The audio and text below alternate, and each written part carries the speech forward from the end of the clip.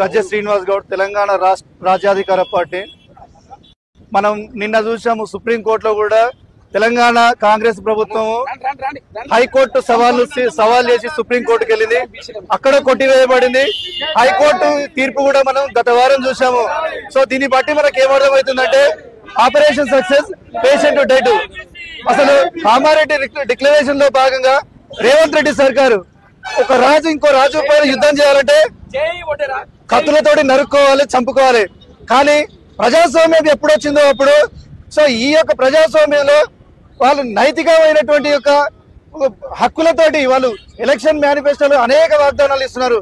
ఆ వాగ్దానాలలో పుట్టింది ఈ యొక్క కామారెడ్డి డిక్లరేషన్. ఆ రేవంత్ రెడ్డికి దొరికింది కూడా రెడ్డి ఊరే దొరికింది. ఆ 420 హామీలలో ఒక 20 కత్తి. ఆ యొక్క మేము ఈ రోజు ఒకటే అడుగుతున్నాము, కేవలం కామారెడ్డి డిక్లరేషన్ లో అనౌన్స్ చేసినటువంటి యొక్క ఈ వాగ్దానాలే మేము ప్రజాస్వామ్యబద్ధంగా మేము అడుగుతున్నాము.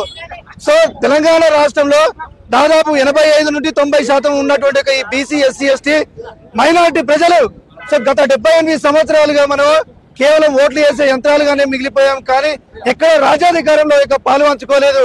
సో దీనికి అంతటికీ కారణం ఈ యొక్క అగ్రకులాల సో గతంలో పరిపాలించినటువంటి కేసీఆర్ ప్రభుత్వమే కానీ సో రేవంత్ రెడ్డి సర్కారే కానీ ఇంకా సో ఇది యొక్క ఈ రోజు మనం చూస్తుంటే ఇది సిగ్గుమాల చర్యగా మనం యొక్క పరిగణించవచ్చు. కేవలం మనం ఈ యొక్క చర్యకు పాల్పడడం అంటే మనలోని అనైక్యతకు కారణం అని నిదర్శనంగా చెప్పవచ్చు.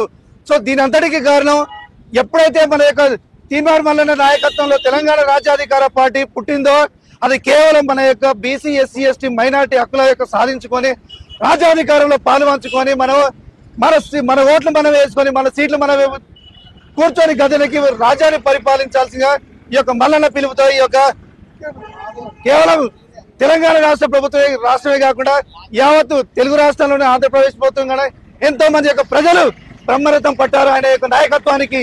సో ఇదే నాయకత్వంలోని యొక్క ప్రజలందరూ అతనికి మద్దతు తెలిపి రాజ్యాధికారంలో పాల్పంచుకోవాలని నేను కోరుతున్నాను.